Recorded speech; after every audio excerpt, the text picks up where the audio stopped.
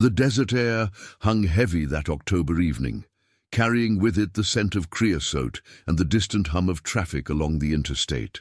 The neon sign of the Desert Rose Motel flickered intermittently, casting alternating shadows of pink and darkness across the cracked asphalt parking lot. It was the kind of place where travelers stopped for a night's rest before continuing their journeys, where stories began, and sometimes, as in the case of Evelyn Ashworth and Marcus Sterling, where they simply vanished into the vast emptiness of the Arizona landscape. The year was 1990, and Phoenix was a city caught between its frontier past and its rapidly expanding future. Strip malls dotted the horizon like concrete mirages, while the old downtown core still held traces of the Wild West that had once defined this corner of the Sonoran Desert. It was in this transitional landscape that two lives would intersect in ways that would leave investigators puzzled for decades to come. Evelyn Ashworth had always been the kind of woman who turned heads when she entered a room. At 28, she possessed an ethereal beauty that seemed almost out of place in the harsh desert environment. Her auburn hair caught the light like burnished copper, and her green eyes held depths that suggested both vulnerability and hidden strength. She had moved to Phoenix 3 years earlier from a small town in Oregon, seeking the anonymity that only a growing city could provide. Those who knew her described her as gentle but guarded, someone who seemed to be running from something, though she never spoke of what. She worked as a receptionist at a dental office downtown, a job that barely paid enough to cover her rent in a modest apartment complex on the city's west side. Her colleagues remember her as punctual and professional, though she rarely joined them for after-work gatherings. There was something in her demeanor that suggested she was waiting for something or someone, though she kept her personal life carefully compartmentalized from her professional one. Marcus Sterling was 34, and carried himself with the easy confidence of a man who had learned to navigate the world on his own terms. Tall and lean, with prematurely grey temples that only added to his distinguished appearance, he worked as a traveling insurance adjuster. His job took him across the southwestern states, investigating claims and assessing damages in a region where flash floods, wildfires, and sudden storms could change lives in an instant. He had an apartment in Phoenix, but was rarely there, living much of his life in hotel rooms and rental cars as he crisscrossed the desert highways. Those who knew Marcus described him as charming but elusive, the kind of man who could make you feel like the most important person in the room while revealing very little about himself. He had never married, though there were whispers of a serious relationship that had ended badly several years earlier. He seemed most comfortable in motion, as if stillness made him uncomfortable in ways he couldn't quite articulate. The two had met 6 months earlier at a coffee shop near Evelyn's office. Marcus had been in town investigating a hail damage claim, and their meeting had the quality of accidental inevitability that characterizes the most significant encounters in our lives. She had been reading a novel, something by a contemporary author whose name would later seem irrelevant in the face of the mystery that would consume both their stories. He had asked about the book, and their conversation had stretched through 2 cups of coffee and into the early afternoon. What began as a chance encounter quickly developed into something deeper and more complicated. Marcus would arrange his work schedule to spend more time in Phoenix, and Evelyn found herself looking forward to his calls with an intensity that surprised her. Their relationship existed in the spaces between his travels, in stolen weekends and hurried phone conversations that stretched late into the night when he was on the road. But by the fall of 1990, their connection had become strained by forces that those close to them could sense but not fully understand. Evelyn's few friends noticed that she seemed increasingly anxious, prone to checking over her shoulder and startling at unexpected sounds. Marcus appeared more restless than usual, his easy charm replaced by a distracted intensity that suggested his mind was occupied by problems he couldn't solve through his usual confidence and competence. The complication, as investigators would later discover, had a name: Catherine Walsh. She was Marcus's former girlfriend, the serious relationship that had ended badly and apparently incompletely. Catherine was a real estate agent in Tucson, a woman with her own successful career and the kind of striking beauty that could command attention in any room.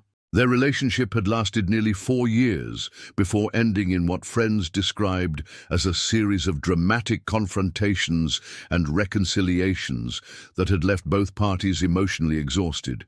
Marcus had assured Evelyn that his relationship with Catherine was definitively over, but the reality proved more complicated. Catherine had been calling him regularly, sometimes at all hours of the night. She would appear unexpectedly at his apartment when he was in town, claiming to have forgotten items or needing to discuss financial matters they had never quite resolved. These encounters left Marcus agitated, and Evelyn increasingly uncertain about where she stood in his life. The situation had come to a head just 2 weeks before their fateful visit to the Desert Rose Motel. Catherine had driven from Tucson to Phoenix and confronted Evelyn at her workplace, a scene that the dental office staff would later describe to police with a mixture of fascination and concern. Catherine had been controlled but intense, informing Evelyn that Marcus was not the man she believed him to be, that their relationship was far from over, and that Evelyn was interfering in something she didn't understand. Evelyn had listened without responding, her face growing pale as Catherine spoke. After the other woman left, Evelyn had excused herself for the remainder of the day, telling her supervisor she wasn't feeling well. She had called Marcus immediately, and their conversation had been heated enough that several tenants in his apartment building later reported hearing raised voices through the thin walls. In the days that followed, Marcus had made what appeared to be a definitive choice. He called Catherine and told her that he was committed to his relationship with Evelyn and that her interference needed to stop. He changed his phone number and asked his supervisor to route his assignments to avoid the Tucson area whenever possible. To Evelyn, he proposed a romantic getaway, a chance for them to reconnect without the pressures and complications that had been straining their relationship. The Desert Rose Motel was not the kind of place one would typically choose for a romantic retreat. Located on a frontage road parallel to Interstate 10, it catered primarily to long-haul truckers and budget-conscious travelers.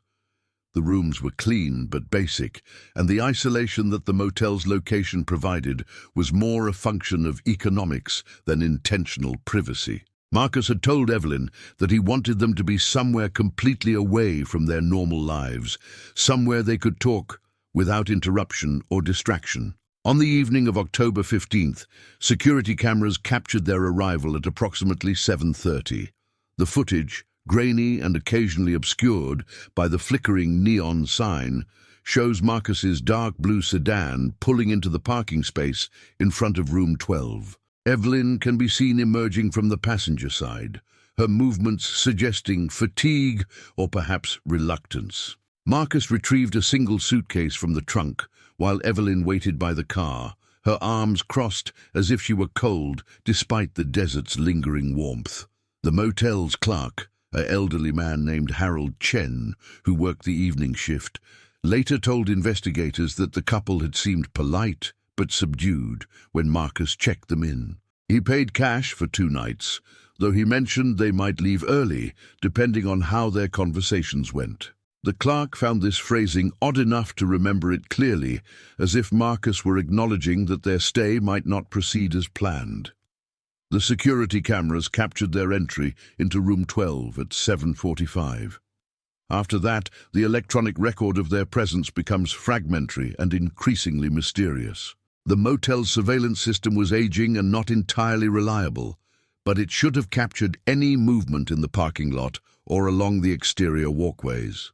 Yet for the next 14 hours, until Marcus's checkout time passed without any appearance by either of them, the cameras recorded nothing that would explain what had happened to Evelyn and Marcus.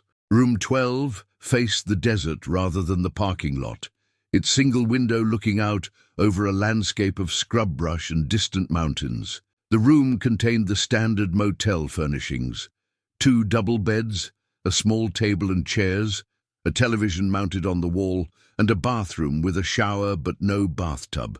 When housekeeping finally entered the room the following afternoon, they found it in a state that would puzzle investigators for years to come. The beds had not been slept in, though there were indentations on one bedspread, suggesting someone had sat there for an extended period. Marcus's suitcase sat unopened on the luggage rack, and Evelyn's purse was found on the small table, her wallet and identification still inside. The bathroom showed no signs of use, and the complimentary toiletries remained unopened in their packaging. Most mysteriously, the room showed no signs of struggle or disturbance, as if Evelyn and Marcus had simply dematerialized from within its confines. The first indication that something was seriously wrong came when Marcus failed to check out by the 11 o'clock deadline. Harold Chen knocked on the door several times throughout the day, receiving no response. Company policy required him to wait until afternoon before entering a room, and it was not until nearly 3 o'clock that housekeeping discovered the room's puzzling emptiness. By evening, the mystery had deepened considerably. Marcus's sedan was found abandoned approximately 15 miles away, parked on the shoulder of a rarely used desert road that connected to the interstate through a series of winding curves. The car was unlocked, the keys still in the ignition, but there was no sign of either Evelyn or Marcus. The vehicle showed no evidence of mechanical problems, and the fuel tank was nearly full.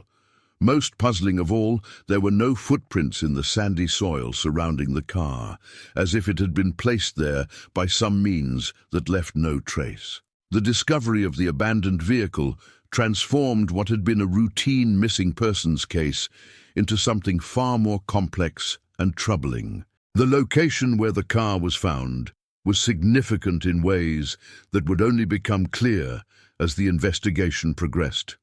Situated as it was at the intersection of several remote roads that could lead in multiple directions across the vast desert landscape, it was a place where someone familiar with the area might choose to abandon a vehicle if they wanted to disappear completely, or if they needed to transfer to another means of transportation without being observed. As word of the disappearance spread through Phoenix's interconnected communities, those who had known Evelyn and Marcus began to piece together the complex web of relationships and tensions that had defined the final months of their relationship.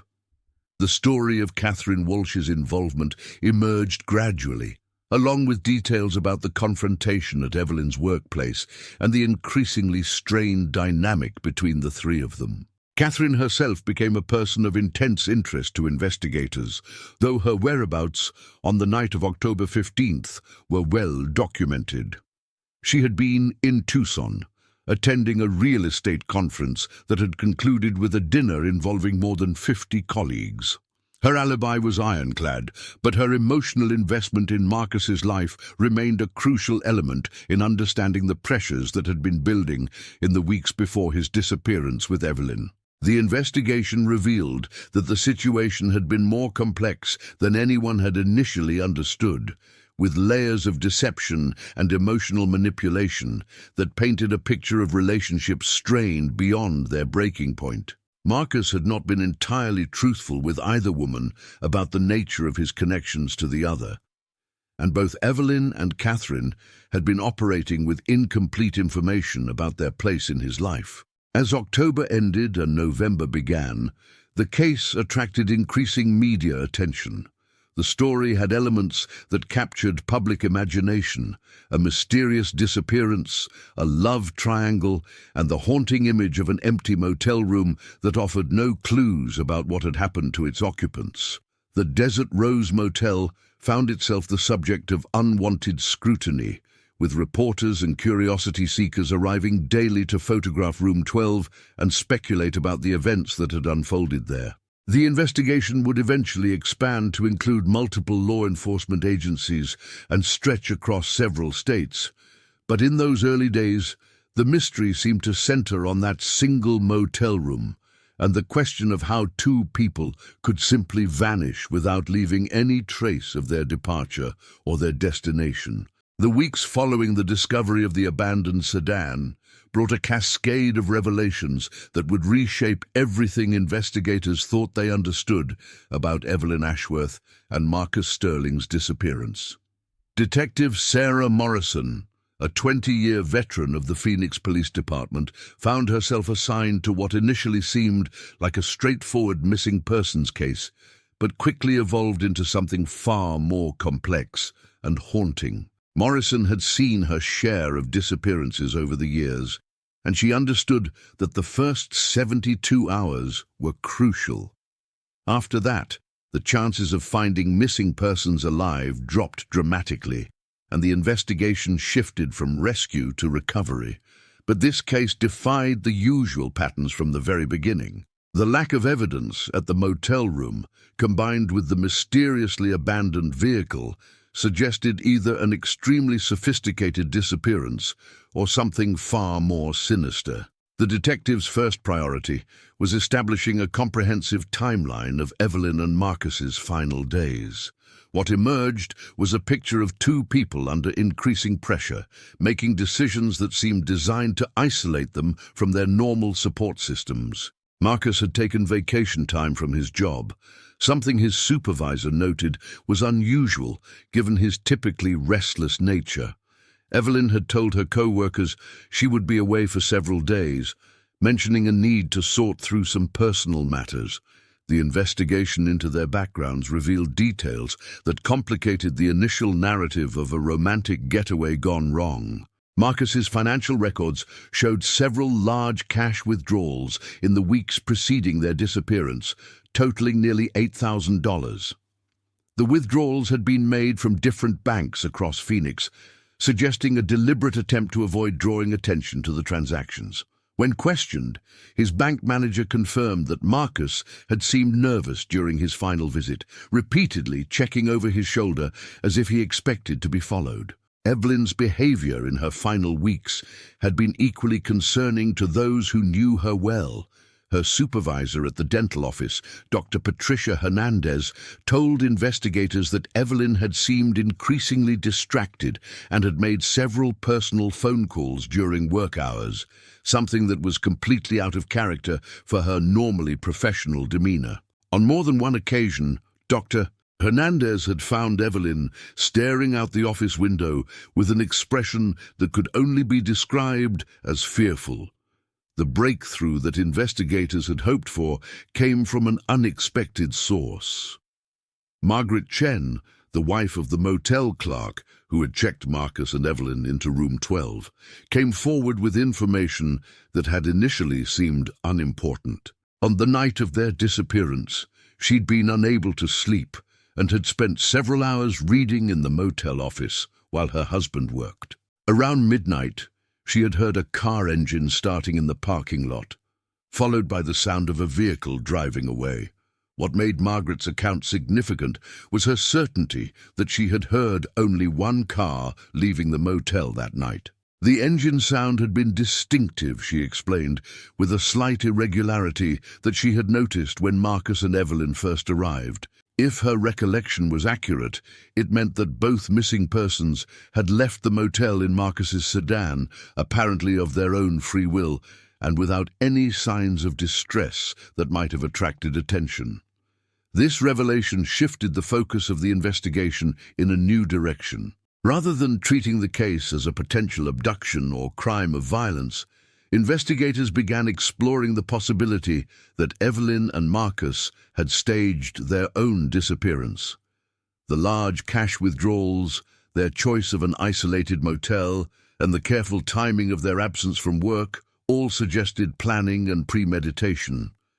But Detective Morrison remained troubled by details that didn't fit the voluntary disappearance theory. Both Evelyn and Marcus had left behind personal belongings that would have been difficult to replace, including family photographs and sentimental items that people rarely abandoned willingly. Evelyn's apartment contained a half-finished letter to her sister in Oregon, describing her concerns about the complications in her relationship with Marcus, but giving no indication that she was planning to disappear. Marcus's apartment showed signs of hurried packing, with dresser drawers left partially open and several important documents scattered on his desk, as if he had been searching for something specific. The investigation expanded to include federal authorities when it became clear that the case might involve interstate travel. Special Agent Robert Chen, no relation to the motel clerk despite sharing a surname, brought resources and expertise that the local investigation had lacked. His team began analyzing financial records, phone communications, and travel patterns that might provide clues about where Evelyn and Marcus could have gone after leaving the Desert Rose Motel. Agent Chen's investigation revealed that Marcus had been in contact with someone in Nevada during the weeks before his disappearance. The phone record showed several calls to a number registered to a private investigator named Daniel Park, who operated out of Las Vegas. When contacted, Park initially claimed attorney-client privilege in refusing to discuss his communications with Marcus, but eventually acknowledged that Marcus had hired him to investigate Catherine Walsh's activities and background.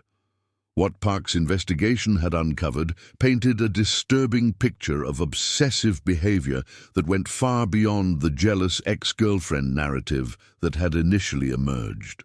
Catherine had been systematically monitoring Marcus's activities for months, using contacts in the insurance industry to track his work assignments and travel schedule. She had also hired her own investigator to conduct surveillance on Evelyn, gathering detailed information about her daily routines, social connections, and personal history. The revelation that both Marcus and Catherine had been conducting investigations into each other's lives added a new dimension to the case. It suggested that the tensions between the three of them had escalated to a level that none of their friends or colleagues had fully understood.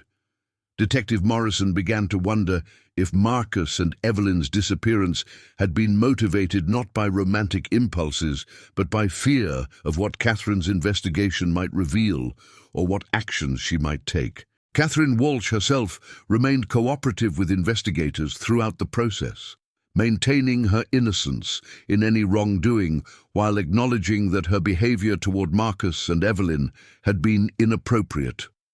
Her real estate colleagues described her as devastated by Marcus's disappearance, alternating between guilt over her role in the tensions that had preceded it and anger at being considered a suspect in what she insisted was their voluntary decision to start over somewhere else. As autumn turned to winter, the investigation began to lose momentum.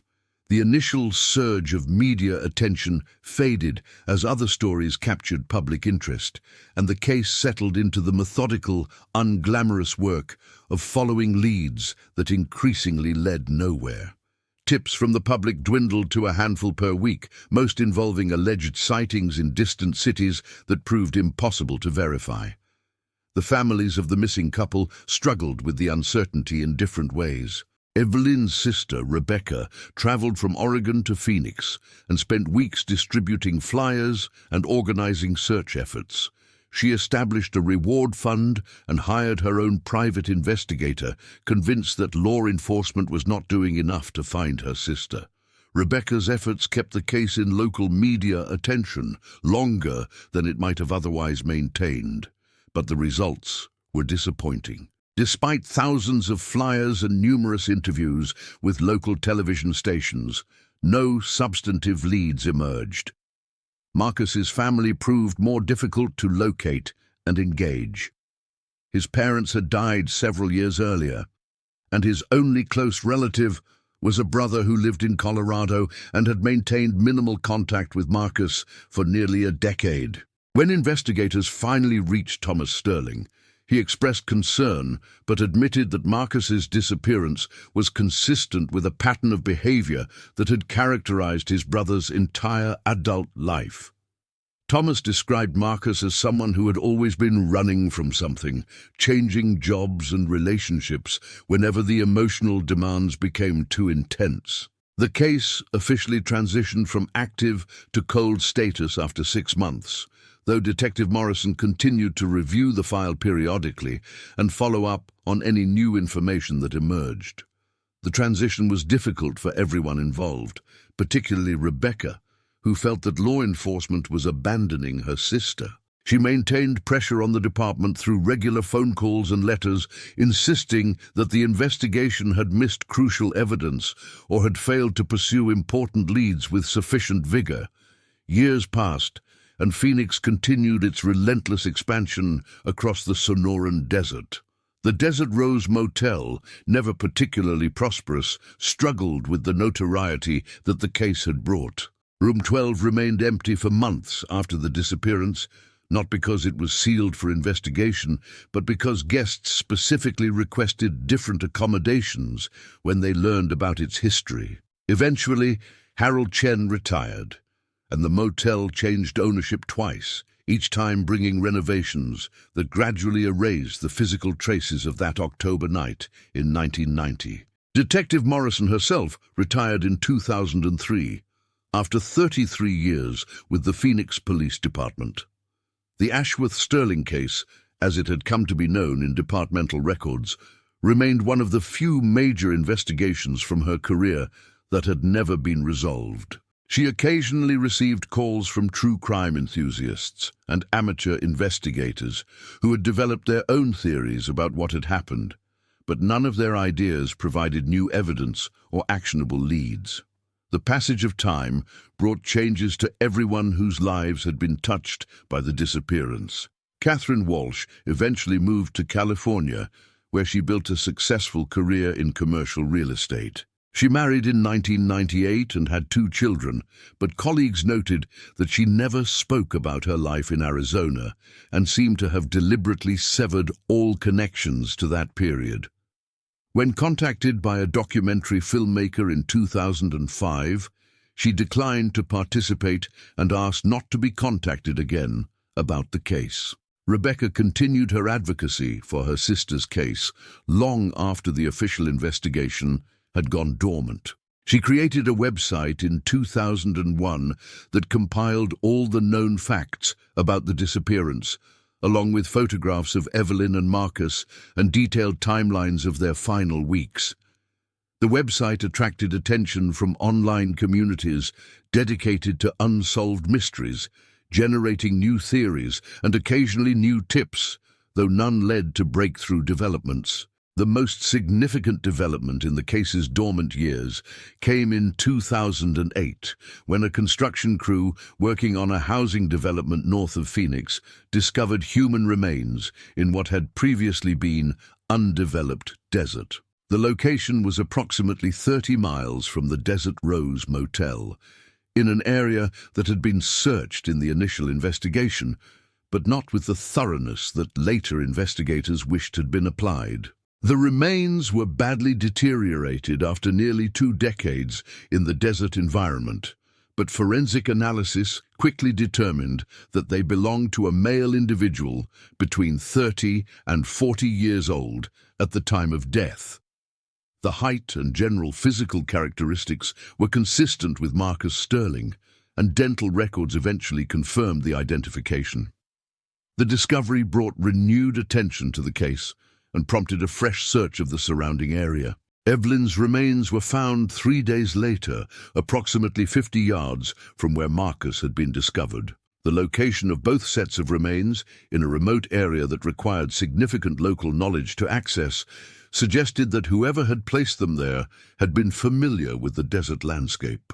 More importantly, the positioning of the remains indicated that both individuals had died at approximately the same time, contradicting theories that one might have survived longer than the other, or that their deaths had been separated by significant time periods.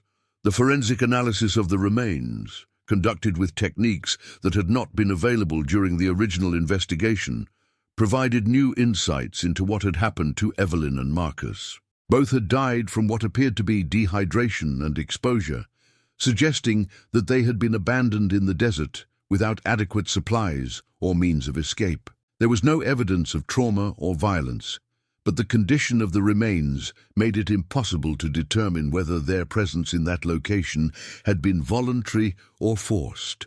Dr. Elena Rodriguez, the forensic anthropologist who led the examination of the remains, noted several details that would prove significant to the renewed investigation. The clothing fragments found with the remains were consistent with what Evelyn and Marcus had been wearing when they disappeared, but both sets of remains also showed evidence of restraints that had been applied to their wrists and ankles. The restraints appeared to have been made of plastic zip ties, which had survived in the dry desert environment better than organic materials. The discovery of the restraints transformed the case from a missing persons investigation into a double homicide. Detective Maria Santos, who had inherited the cold case files when Morrison retired, found herself leading a murder investigation that spanned nearly 2 decades. The evidence suggested that Evelyn and Marcus had been taken to the desert location against their will and left there to die, but the identity of their captor remained as mysterious as ever. The renewed investigation benefited from advances in forensic science that had occurred during the years the case had remained dormant. DNA analysis of evidence from the motel room, previously inconclusive, now revealed traces of a third person's genetic material. The DNA profile didn't match any individuals in law enforcement databases, but it provided investigators with a concrete piece of evidence that could potentially identify the perpetrator if they were ever located. Phone records from 1990, previously difficult to analyze comprehensively, were now examined with software that could identify patterns and connections that earlier investigators had missed. The analysis revealed that Marcus had received several calls from untraceable numbers in the days before his disappearance, suggesting that someone had been using sophisticated methods to avoid detection while maintaining contact with him. Most significantly, advances in geographical analysis and satellite imagery allowed investigators to examine the area where the remains were found with unprecedented detail. The analysis revealed traces of an old mining road that had provided access to the location, along with evidence that vehicles had used the road regularly during the time period when Evelyn and Marcus had disappeared. The road connected to the state highway system through a series of turns that would have made it nearly invisible to casual observation, but would have been known to anyone familiar with the region's mining history. The combination of new forensic evidence and improved analytical techniques provided investigators with the most promising leads the case had seen since the initial disappearance. Detective Santos assembled a task force that included specialists in cold case investigation, forensic analysis, and criminal psychology, bringing resources to the case that had not been available during the original investigation. As the task force began its work, the case attracted renewed media attention that was more sophisticated and comprehensive than the coverage from 1990. Cable television programs devoted hour-long segments to analyzing the evidence, and online communities generated thousands of pages of discussion and speculation. The renewed attention also brought forward new witnesses who had been reluctant to come forward decades earlier, or who had not understood the significance of what they had observed at the time. Among these new witnesses was a retired mining engineer named Robert Martinez, who had been working in the area during October 1990. Martinez had observed a vehicle matching Marcus's sedan being driven toward the mining road area during the early morning hours of October 16th, but had not reported the sighting because he had not been aware of the missing persons case at the time. His account provided investigators with the first reliable timeline for when Evelyn and Marcus had been taken to their final location. The renewed investigation also uncovered evidence that the original case had been compromised by procedural errors and oversights that had allowed crucial evidence to be overlooked or improperly processed. Crime scene analysis at the Desert Rose Motel had been less thorough than current standards would require, and several potential witnesses had never been interviewed because their significance had not been recognized at the time. As 2009 began, Detective Santos felt cautiously optimistic that the case might finally be approaching resolution. The combination of new evidence, improved analytical techniques, and fresh investigative approaches had provided more substantive leads than the case had generated in nearly 2 decades. But she also understood that cold cases were notoriously difficult to solve, and that the passage of time had likely eliminated many potential sources of information that might have been available to the original investigators. The breakthrough that everyone had been hoping for came from an unexpected direction, involving technology that had not existed when Evelyn Ashworth and Marcus Sterling first disappeared into the desert night that would become their final journey together. The breakthrough came through a piece of evidence that had been sitting in the case file for nearly 2 decades, waiting for technology to catch up with its potential significance.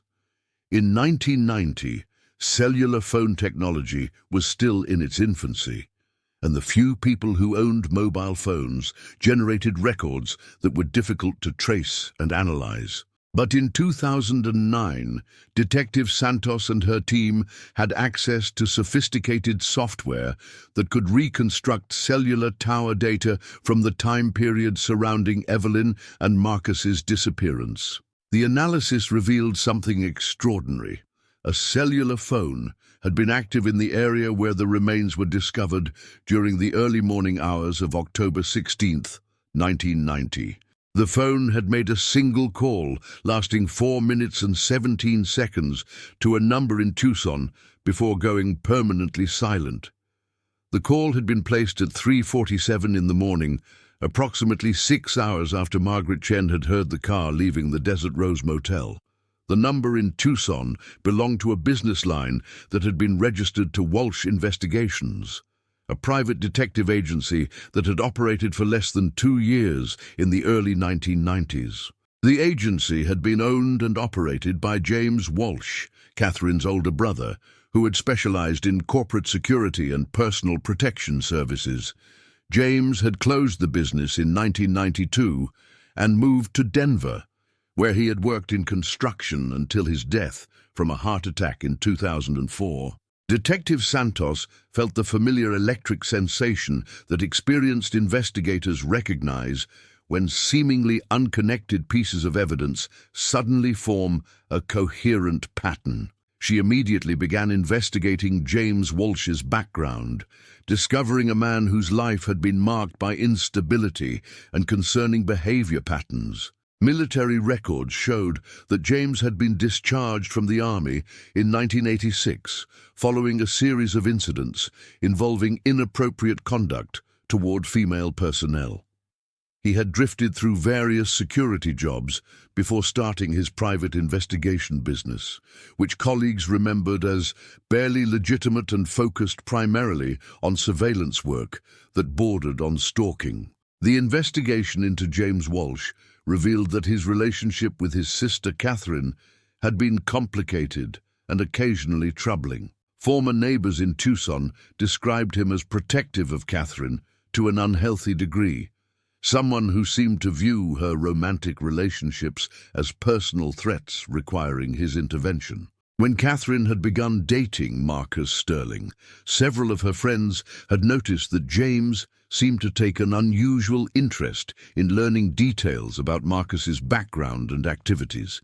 Catherine herself had initially been reluctant to discuss her brother's role in her personal life when Detective Santos approached her with new questions.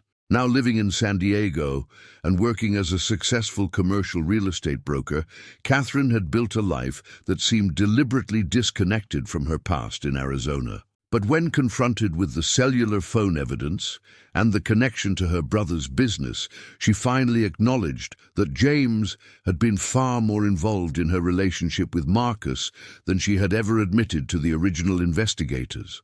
The truth that emerged was more complex and tragic than anyone had imagined. James Walsh had indeed been conducting unauthorized surveillance on both Marcus and Evelyn throughout the summer and fall of 1990, using skills and equipment acquired through his military service and private investigation work. He had convinced Catherine that Marcus was cheating on her with multiple women and that Evelyn was part of a larger pattern of deception and betrayal. The surveillance had been extensive and sophisticated, involving monitoring of phone calls, tracking of vehicle movements, and detailed documentation of daily activities. But James's investigation had revealed something that neither he nor Catherine had expected to discover. Marcus Sterling was not simply a traveling insurance adjuster with a complicated romantic life. He was a witness in a federal investigation involving insurance fraud that stretched across multiple states and involved millions of dollars in false claims. Marcus had been cooperating with federal authorities for nearly a year, providing information about fraudulent practices he had observed while investigating claims for his employer. The insurance fraud investigation had put Marcus in considerable danger, as he was providing evidence against organized criminal enterprises that had substantial resources and few scruples about eliminating threats to their operations. Federal authorities had offered Marcus witness protection, but he had refused, because accepting it would have meant abandoning his relationship with Evelyn and disappearing permanently from his established life. Instead, he had been trying to gather enough evidence to conclude the federal investigation quickly, hoping to eliminate the threat without having to enter witness protection. James Walsh had stumbled onto this federal investigation through his surveillance of Marcus and had made the catastrophic decision that he could use this information to eliminate what he saw as the threat to his sister's happiness. His plan had been to contact Marcus and use the federal investigation as leverage to force him to break off his relationship with Evelyn and return to Catherine. James had arranged the meeting at the Desert Rose Motel by convincing Marcus that he had information about threats to Evelyn's safety that required immediate attention. What happened in room 12 that October night would never be fully reconstructed, but the evidence suggested that James had confronted Marcus and Evelyn with his knowledge of the federal investigation and had demanded that Marcus choose between his cooperation with federal authorities and Evelyn's continued safety.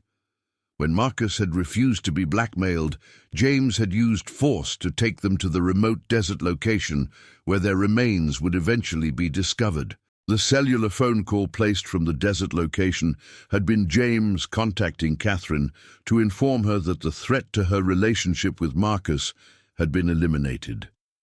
Catherine had later told investigators that she had received a call from her brother that night informing her that Marcus and Evelyn had decided to leave Arizona together and that she should not attempt to contact them. She had accepted this explanation because it aligned with her hopes that Marcus might eventually return to her once his relationship with Evelyn inevitably failed.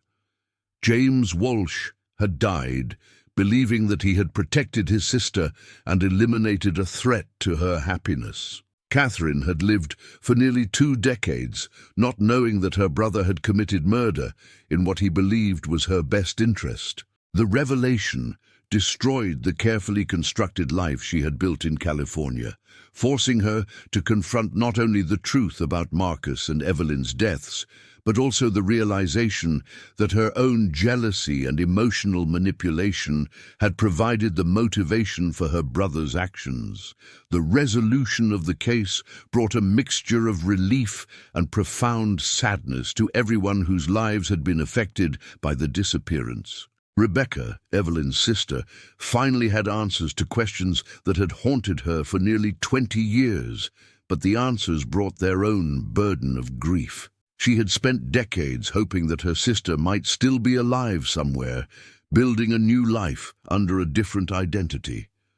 The confirmation that Evelyn had died within hours of her disappearance forced Rebecca to confront a loss that she had never been able to fully process or accept. Thomas Sterling, Marcus's brother, traveled from Colorado to Arizona for the first time since the original investigation. He had maintained emotional distance from the case for years, convinced that Marcus's disappearance was simply another example of his brother's pattern of running away from problems. Learning that Marcus had died while trying to protect someone he loved provided Thomas with a different understanding of his brother's character and choices, one that was both comforting and heartbreaking. Detective Santos organized a memorial service that brought together everyone whose lives had been touched by the case. The service was held at a small chapel in Phoenix, with a view of the desert mountains where Evelyn and Marcus had spent their final hours. Rebecca spoke about her sister's kindness and resilience, describing a woman who had always been searching for a place where she could feel safe and loved.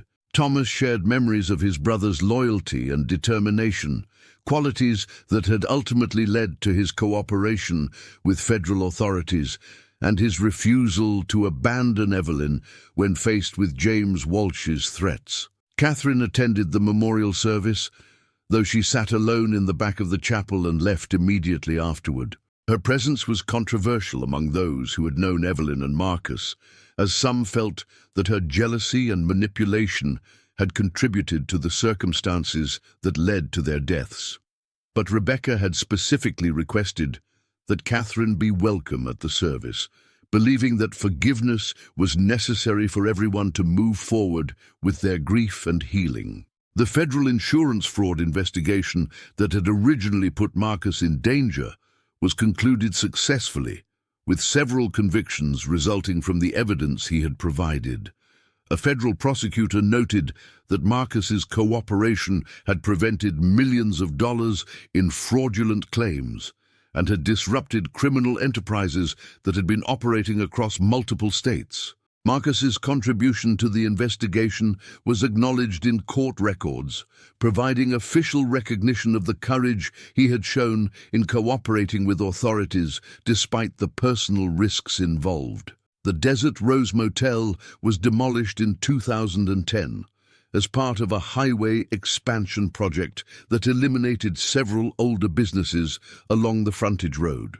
The demolition was not connected to the case, but many people who had followed the investigation saw symbolic significance in the removal of the building where Evelyn and Marcus had spent their final night together.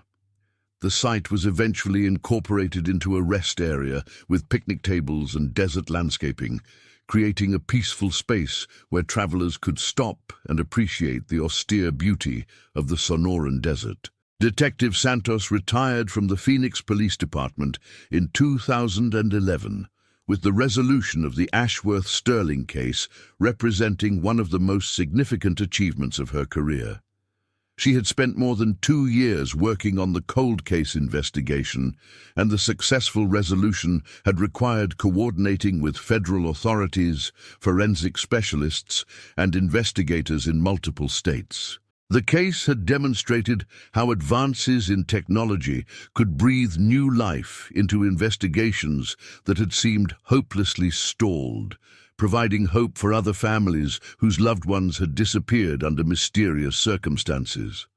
The case also led to changes in how missing persons investigations were conducted, particularly in cases involving potential witness protection issues or federal investigations.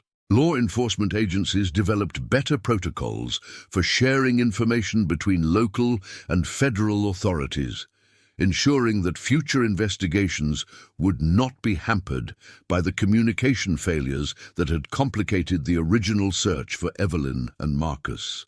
Rebecca established a foundation in her sister's memory that provided support for families of missing persons, offering resources and advocacy that she wished had been available during her own long search for answers. The Evelyn Ashworth Foundation helped fund advanced forensic analysis for cold cases and provided counseling services for families dealing with the uncertainty and grief that missing persons cases create. The Foundation's work brought meaning to Rebecca's loss, transforming her personal tragedy into a source of help and hope for others facing similar circumstances. Catherine eventually sold her business in California and moved to a small town in Oregon, where she worked as a volunteer for a non-profit organization that provided services for survivors of domestic violence. Her work with the organization was her way of processing the guilt and grief she felt about her role in the events that had led to Evelyn and Marcus's deaths. Colleagues at the non-profit described her as deeply committed to helping women find safety and independence, though she rarely spoke about the personal experiences that had led her to the work. The case continued to attract attention from true crime enthusiasts and academic researchers interested in the intersection of federal investigations and local law enforcement. Several books and documentaries examined the case, focusing on how family dynamics and personal relationships had intersected with criminal enterprises to create a perfect storm of violence and tragedy. The case became a teaching tool in law enforcement academies, illustrating the importance of thorough investigation and the dangers of making assumptions about the motivations behind disappearances. Dr. Elena Rodriguez, the forensic anthropologist who had examined the remains, published a paper about the case in a professional journal, focusing on how environmental factors in desert climates could preserve certain types of evidence while destroying others. Her analysis contributed to improvements in forensic techniques for cases involving remains discovered in arid environments, potentially helping future investigations achieve more complete and accurate results. The mining road where Evelyn and Marcus had died was eventually incorporated into a hiking trail system that provided access to some of the most beautiful and remote areas of the Sonoran Desert. The trail included a small memorial plaque that noted the location's significance without providing details that might attract morbid curiosity. The plaque simply stated that the trail was dedicated to the memory of those who had lost their lives in the desert, and encouraged visitors to appreciate the beauty and power of the landscape while respecting its dangers. Years passed, and the intensity of public interest in the case gradually faded as other mysteries and tragedies captured attention. But for those whose lives had been directly affected by Evelyn and Marcus's deaths, the resolution of the case marked the beginning of a different kind of journey. Rebecca found that having answers to her questions about her sister's disappearance allowed her to finally process her grief and begin building a life that was not defined entirely by loss and uncertainty. Thomas Sterling developed a closer relationship with his late brother's memory, visiting Marcus's grave regularly and participating in activities that honored his brother's courage and integrity. He became involved with organizations that supported federal whistleblowers and witnesses, understanding that his brother's cooperation with authorities had required a type of bravery that deserved recognition and protection. Detective Santos often reflected on how the case had changed her understanding of the connections between personal relationships and criminal activity. She had learned that domestic disputes and family conflicts could create vulnerabilities that criminal enterprises could exploit, and that seemingly private matters often had implications that extended far beyond the individuals directly involved. The case had reinforced her belief that thorough investigation required looking beyond obvious motives and considering the complex web of relationships and circumstances that could influence human behavior. The resolution of the Ashworth-Sterling case represented more than just the solution to a decades-old mystery. It demonstrated the power of persistence, technological advancement, and collaborative investigation to bring justice and closure to families who had been living with unanswered questions and unresolved grief. The case showed that even when years pass and trails grow cold, new evidence and fresh perspectives could still provide the breakthrough that transforms mystery into understanding. As the Arizona desert continued its ancient cycle of seasons, with spring bringing brief explosions of wildflower color to the austere landscape, the story of Evelyn Ashworth and Marcus Sterling became part of the larger narrative of human courage, love, and loss that played out against the backdrop of the American Southwest. Their deaths had been tragic and unnecessary, but their memory lived on through the foundation that bore Evelyn's name, the federal investigation that Marcus's cooperation had made possible, and the improved law enforcement techniques that their case had helped develop. The desert itself seemed to offer its own form of memorial, with the vast sky and distant mountains providing a sense of permanence and peace that transcended the temporary tragedies that played out on its surface. Visitors to the hiking trail that passed through the area where Evelyn and Marcus had died often commented on the profound silence and beauty of the landscape, finding in its austere majesty a reminder that even the most painful human experiences were part of a larger story that continued beyond individual loss and grief. In the end, the case served as a reminder that truth, however painful, was preferable to uncertainty, and that the human capacity for love and sacrifice could endure even in the face of violence and betrayal. Evelyn and Marcus had died because they had refused to be separated by threats and manipulation, choosing to face danger together rather than abandon their commitment to each other.